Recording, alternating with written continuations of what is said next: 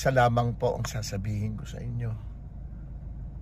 Wala pong magnanakaw na Duterte.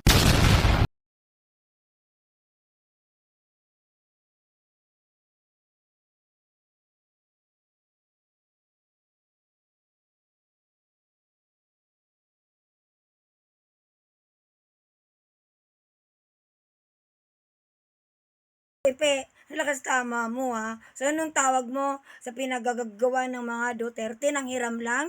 Tinabi lang ang pera? Anong ginawa ni Pulong dun sa 51 billion? Anong ginawa ni Sara sa mga confidential fund? Hindi niya masagot-sagot? Ano yon? Anong tawag dun kay Digong? Na nilipat yung pera ng Department of Health dun sa PSDBM kay Lloyd Christopher Lau? Ha? Ha?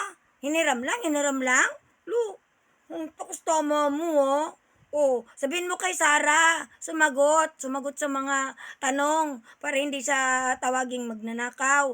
O alam mo ba, alam mo ba, Ipe, ang babasihan ko talaga kung gaano kadami ang boboto sa'yo. Meron naman talagang boboto sa'yo. Yun ang pinaka-first honor na ubob na didilis. Nakusto. Tigil ko nga, Ipe. Si Diyos bantayan mo.